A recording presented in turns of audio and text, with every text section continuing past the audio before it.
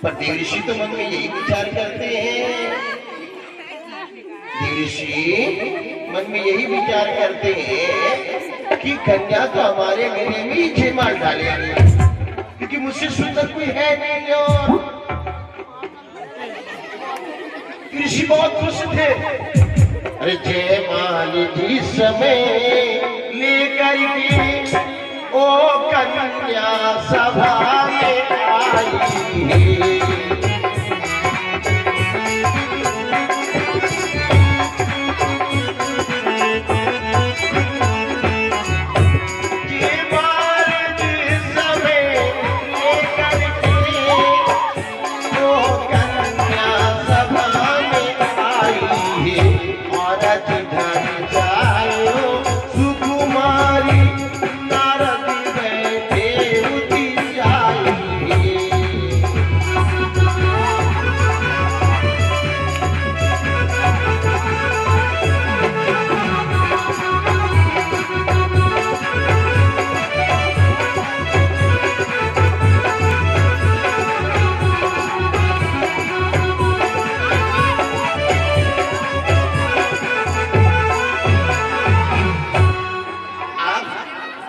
कन्या सभा में आई जयमाल लेकर के। अब पहले तो देवऋषि सोच रहे थे कि मुझसे सुंदर तो कोई है नहीं, तो हमारे गले में जयमाल डालेगी, क्योंकि देवऋषि अपना बदन देख देख कर बड़े खुश हो रहे थे। पूरा बदन था भाई, मुख तो बंदर का बना था और मुख तो अपने आप दिखाई नहीं पड़ता है। हाथ पैर बार बार देख रहे, अरे वाह कितना सुंदर लग रहा हूँ, देखने सुंदर हूं मैं। जो कन्या उनकी तरफ ध्यान नहीं दिया, आगे निकल गई। अब देवऋषि मन में विचार करने लगे, अरे इसने तो मेरी ओर ध्यान ही नहीं दिया, आगे निकल गई। फिर वो छात्र आदि झट से बैठ गए, फिर वो आगे निकल गई, फिर छात्र आदि बैठ गए। अब घर में जाए, उधर उठकर जाकर आगे बैठ रहे, बार बार देवऋषि जी बार बार उठ करके बैठ रहे थे। और तब तक एक सुंदर राजकुमार आया। जो सुंदर राजकुमार आया, सुंदर राजकुमार को देख करके सुंदरी ने उसके गले में जयमाल डाल दिया।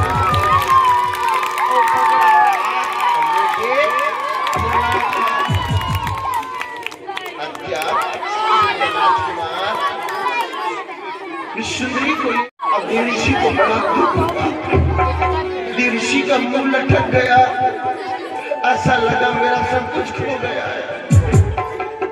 जिसे सांप से मणि छूट जाती है उसे दुख होता है, किसी का धन गिर जाए तो उसे दुख होता है।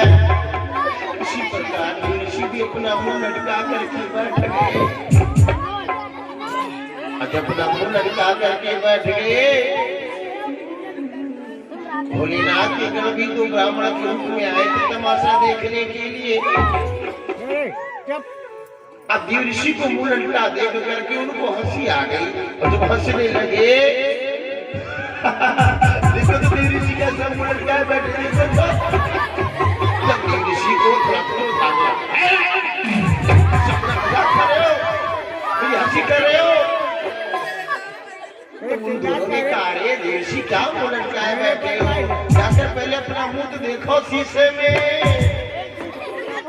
जिस इतना कहा शीशे में मुंह देखो, तब दौड़कर देवऋषि एक तालाब के किनारे गए। और जब तालाब के किनारे गए, क्या देखो, अरे मेरा मुख तो बंदर का बना है। अच्छा, इसीलिए वो कन्या ने मेरे गले में जयमाल नहीं डाला।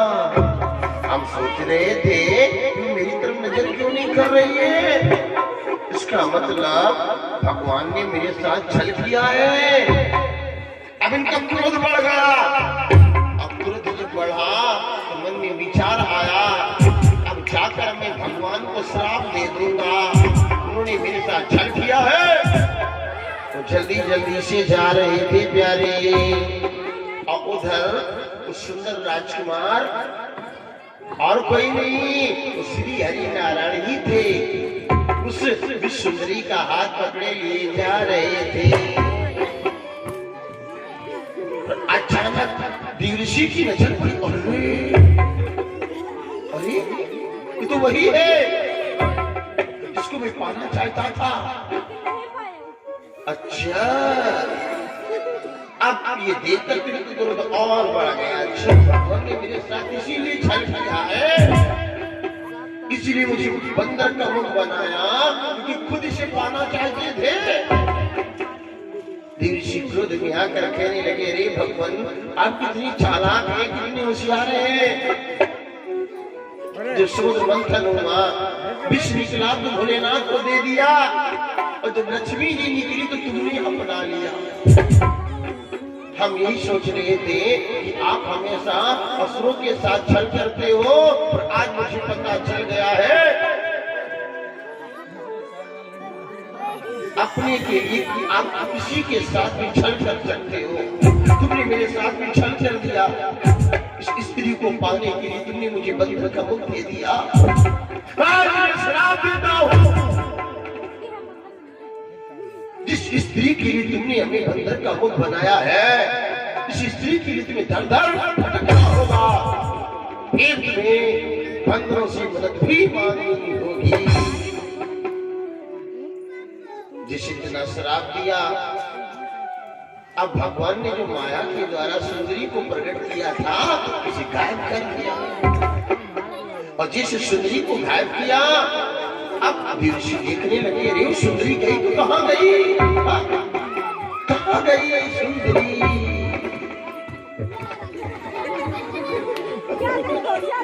और जब नहीं दिखाई पड़ी तब देवर्षि समझ गए कि प्रभु की माया की बनी हुई सुंदरी थी। उस समय देवर्षि नारद हाथ जोड़कर कहने लगे, प्रभु मैं आपकी लीला को समझ नहीं पाया, अभिमान बस मुझे क्षमा करना प्रभु। मेरे मुख से आपके प्रति क्रोध में श्राप भी निकल गया, मुझे क्षमा करना। श्री हरिनारायण ने कहा, देवर्षि तुमने तो कहा था कि जिस प्रकार हमारा हित हो सके वैसा रूप हमें देना। जरा विचार करो, अगर हम तुम्हारा मुख भी सुंदर बना देते तो कन्या तुम्हारे गले में जयमाल डाल देती, अगर जयमाल डाल देती तो उसे तो विदा कराकर तुम्हें लाना होगा, और उसको विदा कराकर लाते फिर उसके द्वारा बच्चे भी होते, तुम माया में फंस जाते। हमने तो तुम्हें माया से बचाया है और तुमने मुझे श्राप दे दिया। देवर्षि ने कहा, प्रभु मुझे क्षमा कर देना, एक क्रोध में मेरे मुख से निकल गया, मेरे मुख से निकला हुआ वचन सब झूठा हो जाए। पर नारायण ने कहा, नहीं तू एक संत है और संत का दिया हुआ श्राप कभी झूठा, इसलिए तुमने श्राप दिया तो अब हमें स्त्री के लिए दर दर भटकना होगा, बंदरों से मदद मांगना होगा, क्योंकि तुम्हारा श्राप झूठा नहीं हो सकता। अब देवर्षि क्षमा मांग करके चले और प्रभु भी वैकुंठ धाम को